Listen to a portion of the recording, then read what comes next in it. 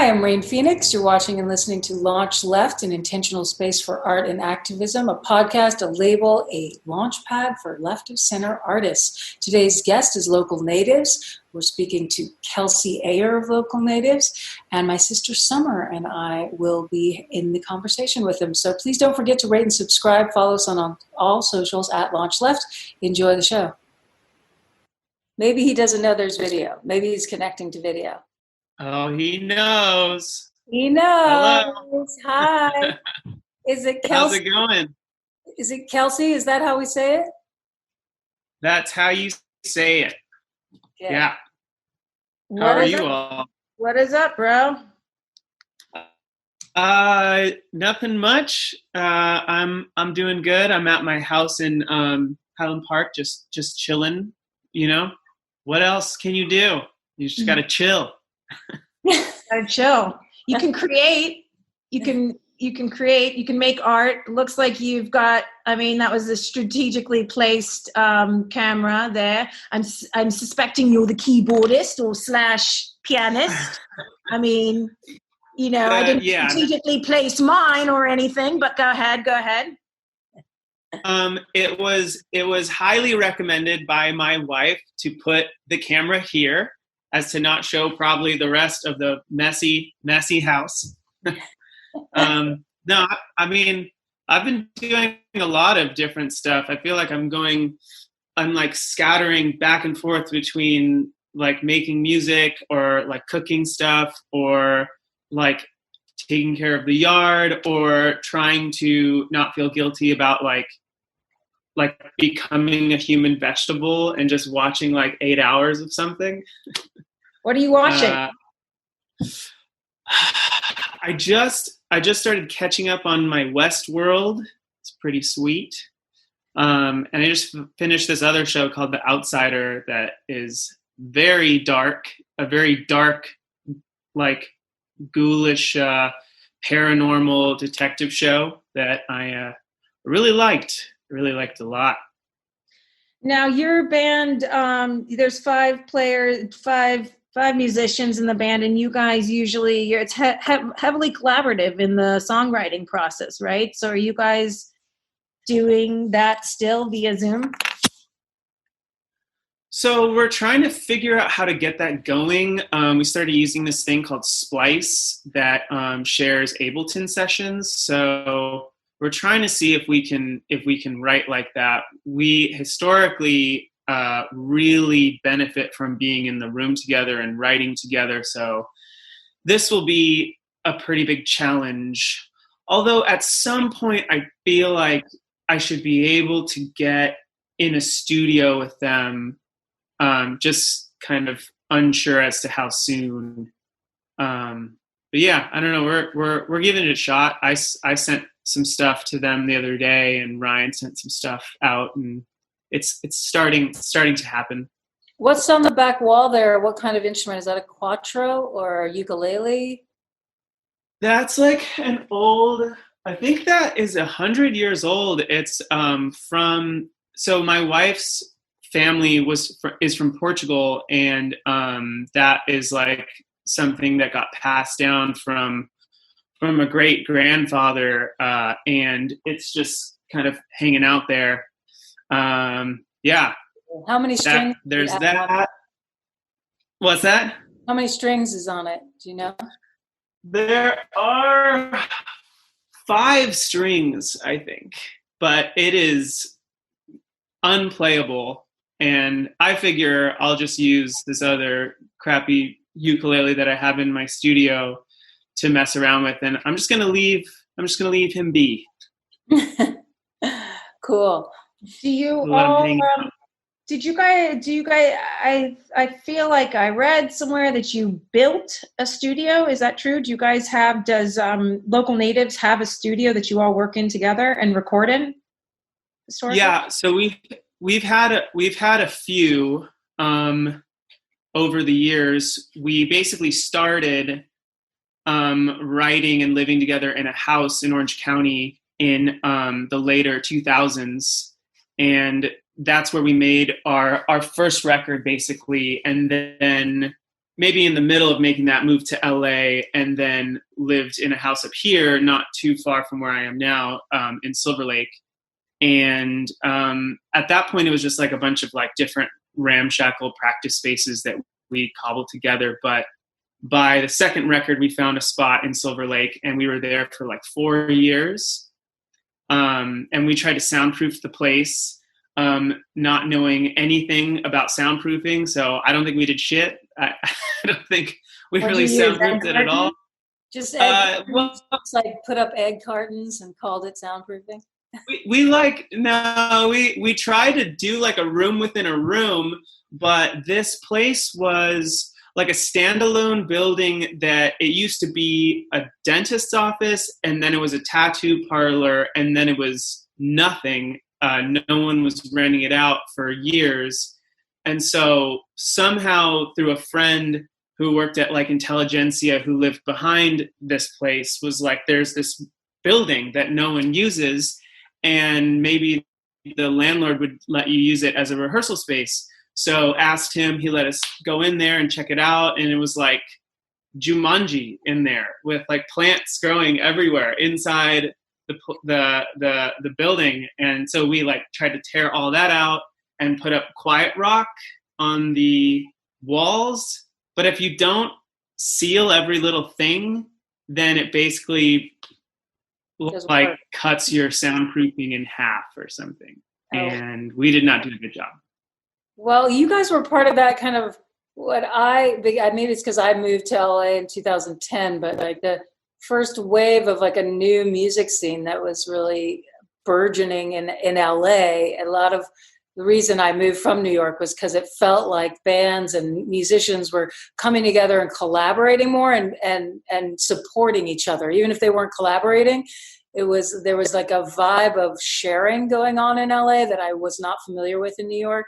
You guys were like, you really made like your first imprint around that time in 2010, like on the scene, you know what I mean? Right? Like 2009, 10 is when you really were known and came alive. It seemed like in Silver Lake, and especially I guess that part of LA, like the East Side. Yeah, we were really lucky. So we all are basically from either Orange County or like Inland Empire. And when we moved to LA, I think like a couple months after, we got a residency at Silver Lake Lounge, and that was like 2009. But it was really rad. We moved here and we started trying to play as many shows as we could.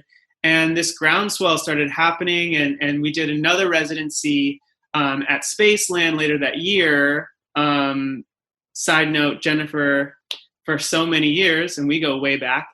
But yeah, we got really lucky, and we felt the embrace of the community when we moved up there. And it was pretty unexpected because we were like this shitty, like high school emo band for many years, and no one gave a shit about us. And then, we wrote this like record, changed our name, and started playing these new songs, kind of found like a new sound, and then everything just kind of turned a corner, and it was very satisfying.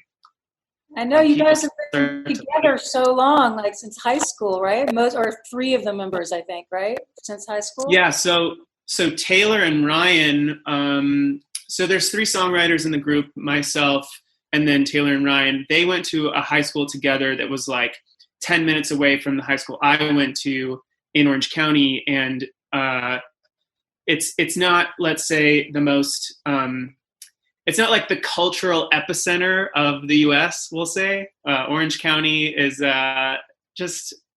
it's very like Republican leaning, very right leaning. And so I don't feel think like you could say it was the cultural epicenter of anywhere, actually. No. Yeah, right.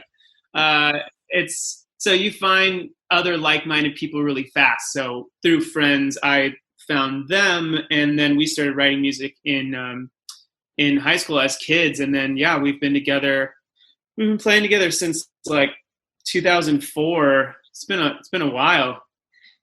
It's rare to have three songwriters in the same group, and you guys all sing as well. I feel like vocals is like one of the heaviest instrumentations in your how do you call a band with five people in it? Sectet or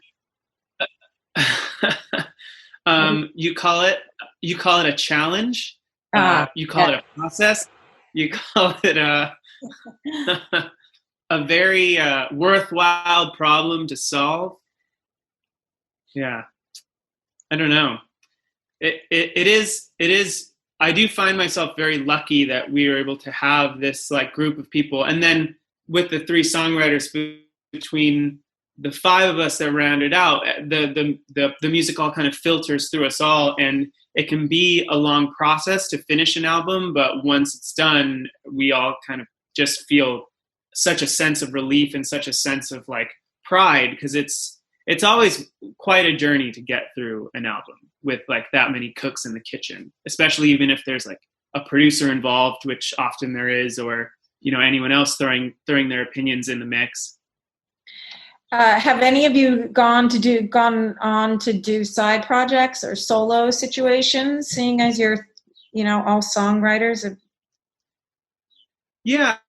I actually was the first one to do anything like that. I put out a record in 2017 under the name Jaws of Love, and that kind of came out from having all these songs off that kind of half that didn't make it, half that didn't make sense for the band, and I just found myself with time here and there. Like I booked 3 days here at a studio or 3 days at another place, and yeah, I put out something. That was interesting. No one had ever kind of put out music like that before.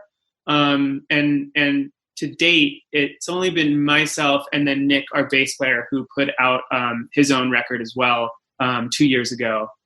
And I'm trying to get the other guys to do it too, because it was a really amazing experience to be able to kind of row your own boat or be in your own dinghy after being on the big ship that's hard to maneuver, but then you're in your dinghy and you're not like going as far, but you're going perceivably faster. So that feels fun. It's not as comfortable though, is it? No, you sacrifice some comfort for sure. Yeah, I did some touring for my side solo thing, and I will tell you, the crowd sizes were very different. I have a question off that, which is, how did music find you? Like, how did you find music as a young human being? Well, I grew up in a really musical family. My dad played guitar and he sang, and he had like all these cheap guitars that he just collected that were just in stands all over the house. And he ended up playing like songs to us when we'd go to sleep or when we'd wake up, and it was a pretty nice way to, live, juxtaposed to my mom like yelling at us to get in the car for school or something. So it was like a nice balance of harmony versus dissonance. And I think, that got all of us, I think, up and running as far as like starting to fall in love with music. I have 2 brothers and 2 sisters, and we all do something. We all play or sing, and I think he's really what got me started. And then I also have my mom to thank, because she got me piano lessons when I was in 5th grade, and that kind of sent me on a trajectory of the piano being my favorite instrument. It's a common theme, isn't it, sis? I feel like every time we ask that question, which is to each and every special guest that is on the show, oftentimes the answer is that they had a very musical family. Yeah. Or there's, I guess, just that if they discovered it by listening to records or, but yeah, a lot of times it does seem like they have the influence of, that's why I love that question, is because it's interesting to think of how music finds people to lead them to end up having that. Because look, I would not count music or being an artist or being a musician as like a great, thing to want to get into in terms of like surviving. So must have, the question is kind of, how did it find you to make you that passionate, to make you want to make that your job, which of course, you can't help it. And that's sort of what we're always about here, is just like talking to the artists who they couldn't help it. And that's why I like to ask artists who can't help but make music, why, right? That's why and it's true what Summer says, a lot of times with unapologetic left center artists, they answer that there was music in their home and in a way that was pretty pronounced. Right. Yeah, I've always felt pretty lucky, actually, because when you're talking about,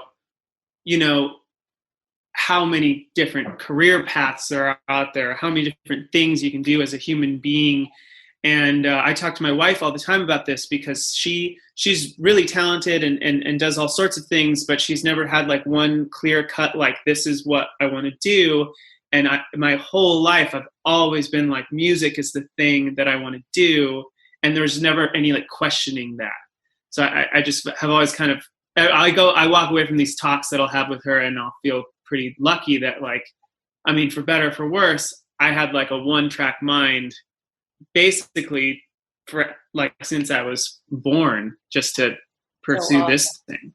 Yeah, that's a huge pro. I think so too. I have friends like that, and I've envied that, in a way. And by envy, I don't mean like actually sat there and been envious, but yes, actually felt that. Wouldn't it be nice to know exactly what you want to do from the minute you were born and woke up every morning? Like, that's your only thing. I'm all over the map. What about you, sis? I feel like you do a lot of different things, but maybe music, I don't know. I've never asked you.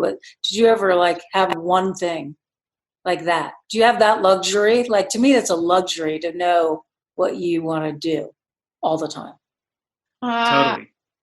Yeah, I mean, I think it's something that I want to do. I love playing music as much as I can, but it's clearly never been something that I made a living at. So it's not, So for me, I think as for a lot of people, it would be a luxury. But I also, it's like life is freaking weird. And like, you think, your plan is one thing, and then life happens to you, and you got to kind of pivot and change.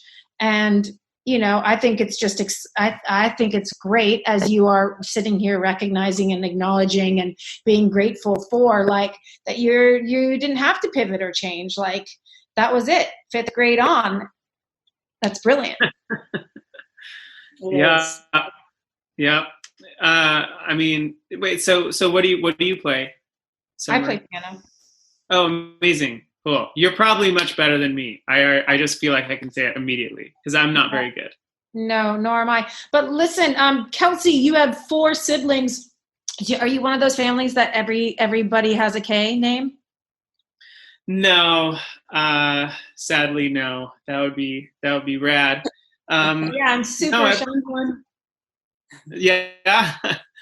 I mean, my mom was from Colombia, so the first child got the most names. His full name has 5 names in it, which I'm a little envious of. I think that would be cool. Never loved my name. Really? You ever think of changing it? At this point, I feel like there's a uniqueness that weighs out the maybe perceived lameness in my head. So I think I've made peace with it. I'm going to stick with it. Did you listen to Boy Named Sue a lot growing up? Was there adversity in being named Kelsey in Orange County? I've heard that song many times in my life. I feel like all boys with girls' names, all girls with boys' names, perhaps, are told of this song. And I wish I could say the song made everything better when I was growing up, but it didn't. Your mom was from Colombia, and your wife, you said, is from Portugal? So my mom moved here from Colombia when she was like in her teens, but it's my wife's lineage. She is 2nd or 3rd removed, 4th removed maybe. Were you raised with Spanish speaking in the home? Yeah, my mom tried to get us to learn Spanish when we were like toddlers and just growing up. And at the point that we could speak, we would be little brats about it and get really annoyed and want to talk in English. And so it didn't take. I wish that it did, but I was a little shit. You guys, do you know Portugal the Man? I don't know Portugal. We've done two. I really just asked that off. We've done two. Portugal, and it played in, and I think they're great too. And that somehow I feel like you guys are sister bands, but maybe I just made that up. Yeah, I don't know. We've done a couple shows with them in the past, and we've met them and stuff. Not super close, but they were really cool. They're really cool to us. Like to see them again. You know them? No, my summer, Matt, the cellist. Matt, that plays. Sure. Okay, yeah. He plays with Portugal. How lovely they are as people, and So I don't know. I was trying to tie it in with Colombia, Portugal, then like back to music seamlessly. Right. It wasn't seamless. It was. I think you get to the points. There's definitely some effort that you put into that for sure. I still think Boy Named Sue is better. It was just more seamless joke. You know what I mean? It's all in the pot. Wasn't a joke. It made me laugh though. It was clever. It was like a clever, seamless thing to do, and I tried mine, and it didn't work. So that's getting the act. That's not going to be the episode. Yeah, I was going to say you'll just cut it out. Whatever doesn't work, she just cuts it out. I just cut it out. You got to leave it all in, because those things are the things that work the best later. Yeah, I know. Kelsey, it's your Edward Scissorhands is our editor, though, so it's like it becomes difficult because he just takes the reins, and next thing I know, it's an hour is 37 minutes of awesome. So we just have to deal with it. Don't worry, we'll release the outtakes one day when it really matters. Yeah. Right. Kelsey, you said that the band, you guys changed your name, and that's when the groundswell sort of happened simultaneously for the new rendition of your new sound and your new name. I could read into Local Natives in many, very many ways, but you got anything for us? You mean do you want to know? I'm sorry. What do you want to know? I know. Local Natives. Why'd you name your band that? Right. We were throwing around a bunch of different names that I'm glad we aren't any that didn't stick. So that's good. What were we almost called ourselves. Make the cut. Our first record was called Gorilla Manor, and we were almost that for a little bit. We almost were called Big Orange for a little bit. I don't know about that. I love Natives. I think you did good. I think it works, and it's funny because we talk about this all the time about band names and how funny, how interesting it is that these words that you put together and they take on a different definition. Yeah. Like if I told you there's an amazing band called Fork that you have to hear, it sounds so ridiculous, but there's this coolest band called Spoon that everyone that I know thinks is so amazing, and you just never think about that. I feel like it's really interesting. I would never listen to the band Fork, even if you told me it was freaking great. I'd be like, no. Yeah. You love chopsticks. You use chopsticks when you eat usually, Summer, no? So then you would call. What about chopsticks? Would you listen to a band? That's a song. That's a song already. You can't make it a band. Can't make it a band name. Okay. What about Butternut? Possibly. Whoa, but I'm saying I feel like you would listen to Fork if they sounded like Spoon. No, I don't know if anyone likes Spoon. No, I wouldn't. I would. Local Natives came. I don't know. There's like some sort of duality, some sort of like communal thing that it brings up, and that felt like it really resonated with how we work and what we do. And yeah, the redundancy in like local natives felt like kind of like ear catching in a way, maybe. So those were the things I think that went into it. And it won. It's the reason why we're doing so well. I think that's such an interesting conversation, which clearly you've had many times, like you just said. But I wonder if, like, you know, it is how much the band name has to do with the success of the band. I'm guessing zero, but people project as if a lot. Because when naming a band, I mean, there's like games out there. I mean, like, how many times have you named your band? Like, I've had 600 band names. Like, or there's constantly conversations like, great name for a band.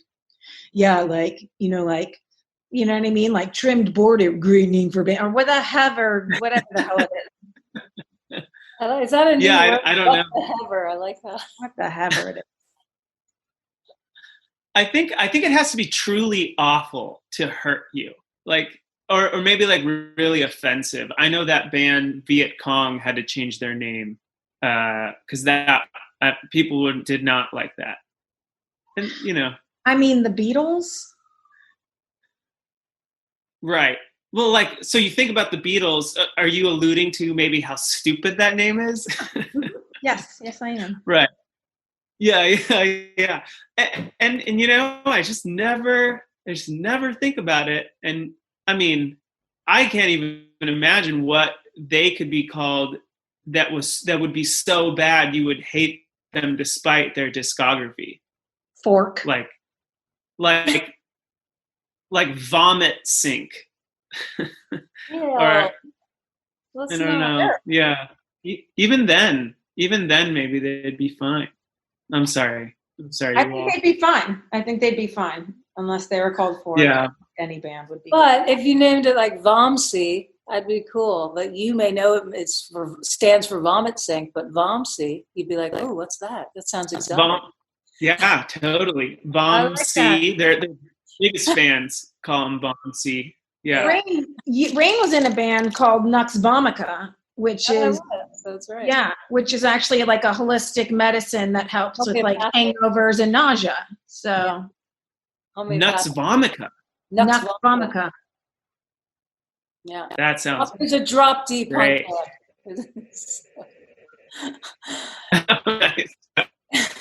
I don't know if we helped with nausea, but our name was supposed to. Yeah, I'd see that helping a hangover. Did your music help hangovers at all? No. No. It probably caused them. Yeah. It's like a drop deep heavy band, you know, like yeah. It's very resourceful. Like AC/DC or Kiss. More like the Melvins or something is what I think was our greatest influence. Mm-hmm. You like doing the English accent a lot, huh? Well, it's a music podcast. It's like I feel like you can't not. We kind of slip into Spinal Tap because we're not, we're talking about Yeah. But that became Awesome Power. Sometimes I'll do that by accident. How many times have you seen Spinal Tap? I mean, it's kind of a rite of passage if you've been in a tour bus long enough. Oh, it's been a while. The last really bandy thing we saw was the Metallica documentary. Have you seen that? Yeah. They're all doing therapy together, and that's not supposed to be funny, but it is really funny. Yeah. I'm going to be the straight man in the room for that. In the Zoom. I'm the straight man in the Zoom. I'm not going to laugh at that. Doing good. It makes me look good. I don't know. I want to talk in an English accent all the time. I don't know if it's over. Is it over for maybe that's one of the last accents you can do. I don't give a shit. I don't give a fuck. Yeah. What I'm not supposed to say. I'll go like to Australian back and forth. I really like the New Zealand one. How they say hair. They say hey. Hey. You got gum in your hair. You get great hair. Hey, so let's ask him another question out of our question list. I can't remember what the other questions are. What would you like to know? You can. You want to see my dog? What? There's a dog. Oh, there's a husky. Husky. Yeah. This is her relaxing time. How does your artistry activate you in the world? Do you have any sort of passion project, any charity, any greater good vibe that what does Local Natives champion? Well, Local Natives, we donate $1 from every ticket sold, and we've been doing this since, I think, 2013 with this organization called Plus One that our friend Marika started. Marika played viola in Arcade Fire for a long time, and then she stopped that to do this. So Plus One basically facilitates like money going to charities, and then specifically going to local charities that for like a cause that you would want to champion. So like for us, it was about women's just like violence against women and inequality. And so we would do this thing. Every $1 is donated to different charities, and then in every city we'd tweet out like, this is the local charity that the money's going to, or if there wasn't a good one in that city, it would go to one national one. But I feel like they just do such a great job at like, because you're always thinking, where is my money going? Yeah. You don't really know. But through Plus One, and they do this with like so many bands now, so many genres of music now, and I think they're doing it with sporting events as well. But you get to actually see like this is the charity in Detroit that's battling, the horrible stuff that's going on with like violence against women, and you get to see where it's going. So I think that's been something Local Natives has been really involved with, and I feel like we've raised a good amount of money for it, and we're stoked on that. And it's like such an easy way for you all as a band to make a big impact, and for people who are excited to see your music to know that $1 out of the 15 or 20 or however much they spend is going towards that. And it does add up. Like when you have fans, like you all have a lot of fans. So when you have that many people showing up to venues every night on a tour, you're actually really giving back in a direct way in every town. And that's super, I love that idea. I would need to meet her. She sounds amazing. Oh, you should interview her. She is amazing. She's one of our favorite people. Her husband is an engineer, and he engineered our second record. And they have a cute little family. They live in Montreal. She's amazing. And yeah, it's such like a no-brainer, like, and everyone at the concert's happy to do it and be a part of it, and we're happy to be a part of it, and it's such a harmonious thing. Now, you guys just had to cancel a bunch of tour dates. I'm very sorry. That's happened to everyone, of course. Yeah. We know you were touring with Cherry Glazer, who we've had on, Clementine. Oh, awesome. Darling Clementine. And who was the other band you were? It was a 3-bill tour. Yeah, so this was a co-headline tour with Foals. They're a UK rock band.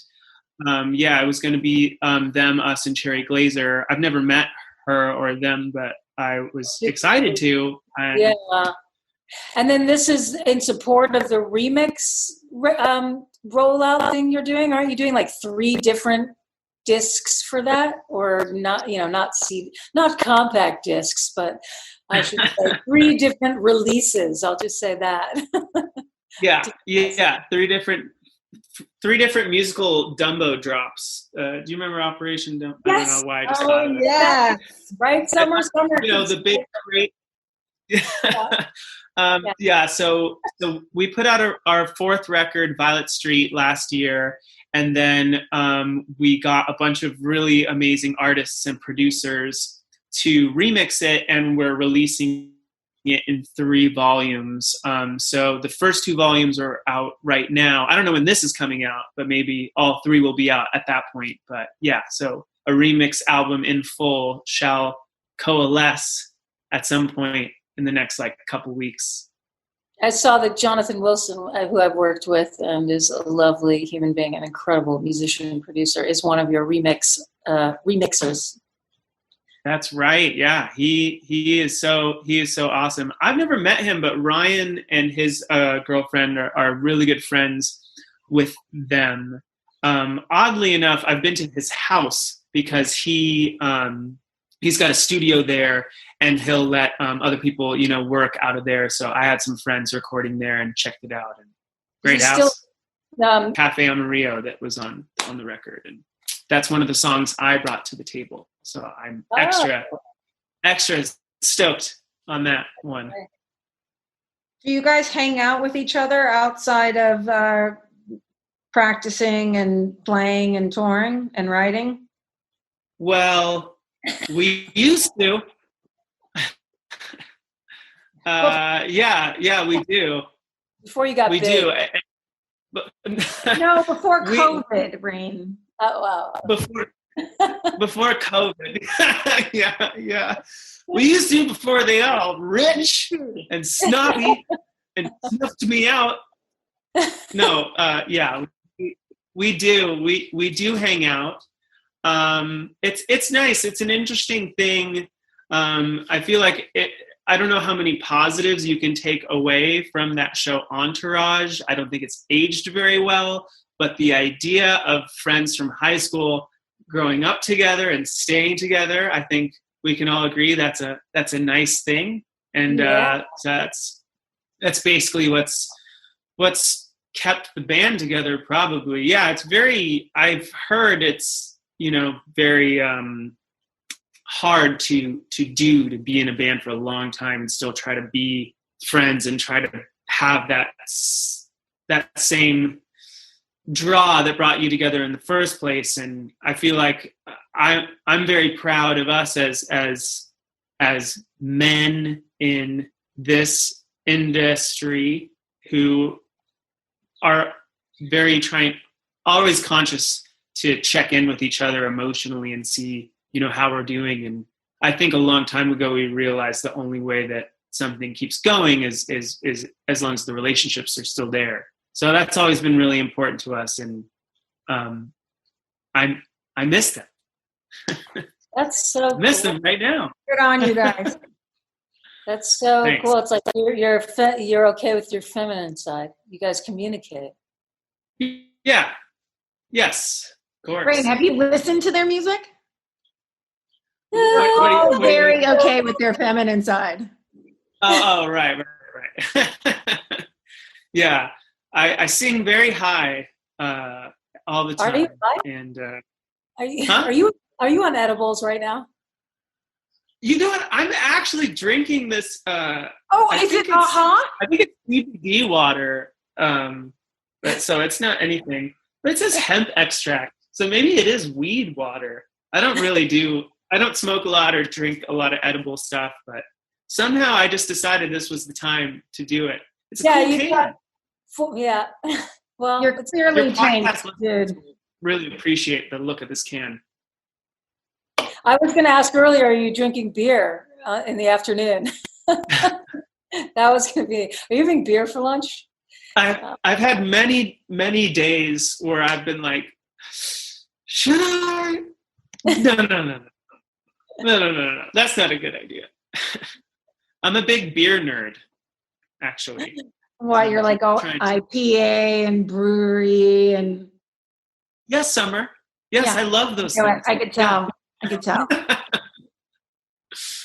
Well, is there anything you want to share in particular with our audience, our LaunchLeft audience, and your audience via LaunchLeft at home here on this Zoom about either new music or what you're thinking about, or a message to people at home, or any number of things? Is there anything you want to leave us with before we sign off? I guess the thing I'm thinking right now is that I'm definitely very thankful to be on this show, and because I definitely I have trouble taking myself too seriously, and I feel like sometimes I can miss out on truly evaluating I don't know, like the things that I do, or like the music that I make, or I really appreciate like the deep dives into people's art. A lot of times I feel like, who wants to hear this shit? But I don't know. I was listening to this podcast, a bunch of your other guests, and I was having such a great time. I think Who Wants to Hear This Shit is also about like your own inner like self-deprecating monologue that is happening, which I think probably a lot of artists also suffer from. But I don't know. I love what you guys are doing. Oh, but I leave with that.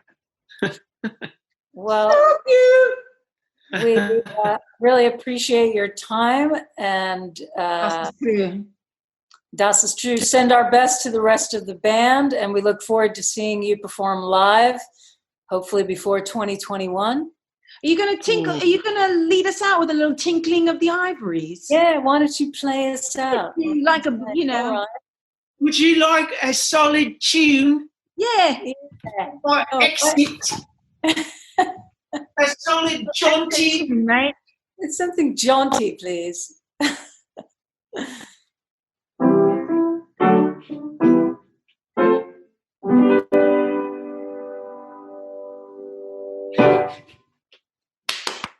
Woo!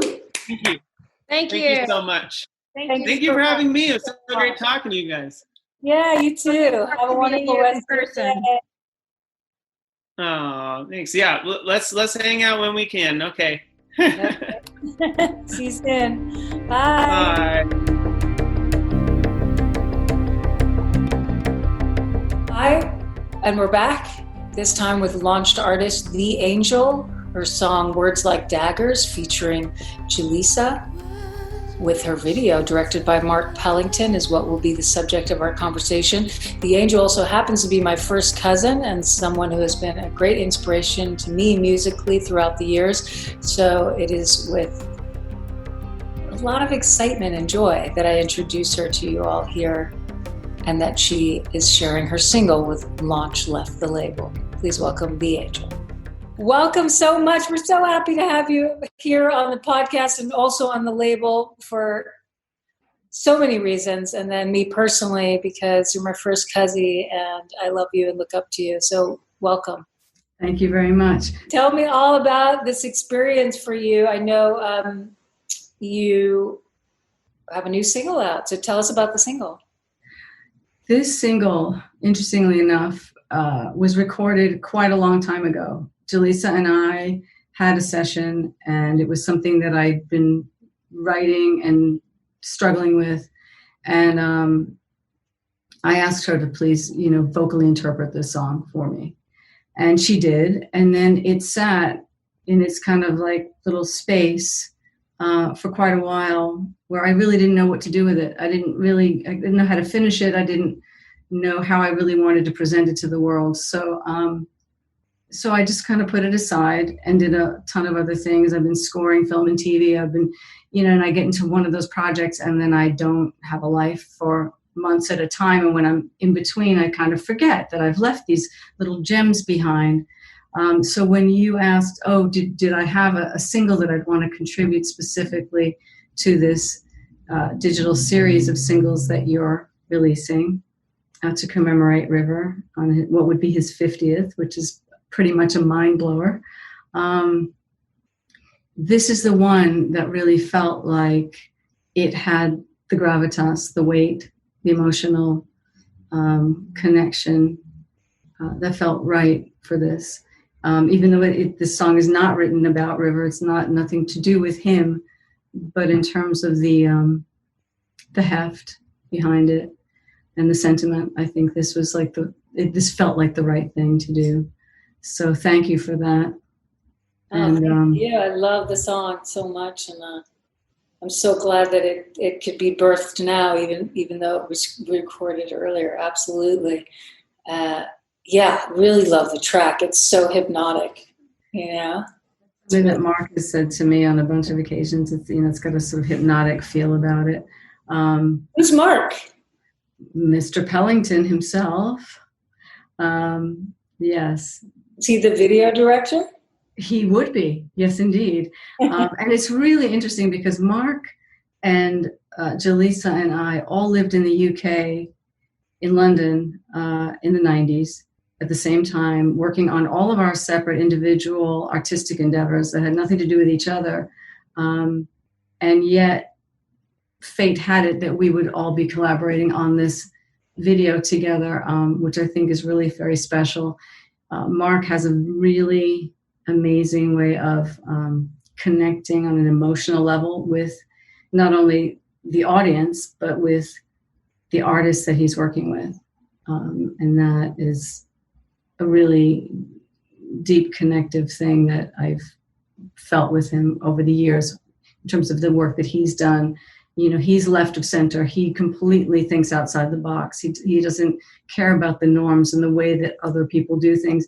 He does things that feel right to him. And I think that's a big part of why there's this synergy there. Yeah, I love that you guys ended up collaborating on this. If you don't mind me asking, I always ask this question of everyone I have on the show is, how did music find you? I think, wow, it's a really good one. I mean, as far back as I can remember, my mom was a huge music lover. She exposed me to every type of music, from jazz to soul to rock to everything you could imagine, including dragging me to many an opera child, because she was a huge opera lover. And I think just being around someone who was so in love with music, and there was always music in the house, growing up. So I always say that she was my first DJ. And, that was my introduction to music. And I played piano as a kid, never thinking I would ever do anything as far as music professionally. But I think the technology over the years kind of drew me in. I'm a real tech head, and I like sitting in a room by myself with a lot of gear, doing kind of guy stuff, no one around, just me, and either picture if I'm scoring a project for film or TV, or just sitting in a room on my own, just kind of putting it all together if it's a song. And even when I collaborate and work with other artists, I tend to be very solitary in my process. Wow, I never had asked you that question, so thanks for sharing. Great. And then the one other question I always ask is, how does activism play a part in your work, or does it? Does your art and activism join, or is there something that you champion or want to spend more time championing in the activist space? Considering what's going on in the world right now, my focus is very similar to yours in terms of Black Lives Matter. I think it's really important now more than ever to be vocal and to be active. And so I am actively making calls and emailing officials and pushing the agenda of equality and decency and love and care and unity. I think it's always been, I think it's come up a lot in my lyrics over the years, but I haven't really been doing a lot of lyric writing in the past maybe 10 years, because I've mostly been on the film and TV side of things, composing rather than writing songs and recording songs. But thematically, when I look back and I listen to older things that I've written, even things that I never released, it's interesting how these themes of unity and one love have come up many, many times. And so it's just part of my DNA. Love you. Can I? Any last words? Yeah. Take a little snippet on, part of this song, just the creating of it, is that I really wanted to draw people into the soundscape of as if you're entering someone else's dream and you can feel what they feel. And but at the same time, it's got a universal kind of thoughtful, pensive nature. It's clearly not a pop song. It's something else. So I'm happy to be sharing it again with you, especially. Oh my God, and we're so happy. I mean, this is such a cool release for LaunchLeft. So thank you for being kind enough to share it with us. And I love you so much. And thanks for being on the show. Your video just premiered yesterday on Flood magazine and today here at LaunchLeft. So everybody watch it, listen, download, buy it. The Angel, Words Like Daggers, featuring Jhelisa.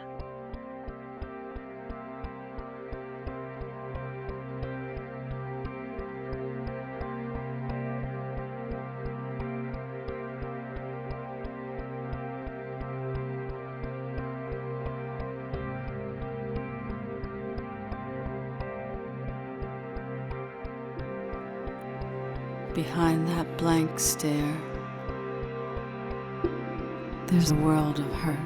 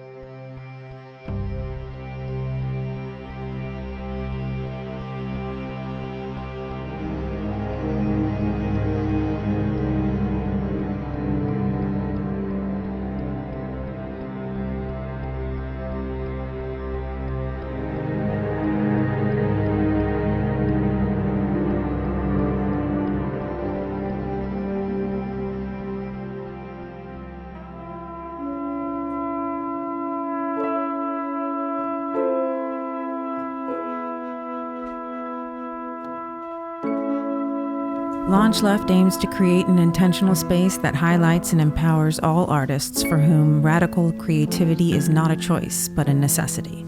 LaunchLeft begins with music, but its ultimate aim is to launch left-of-center artists in all creative fields.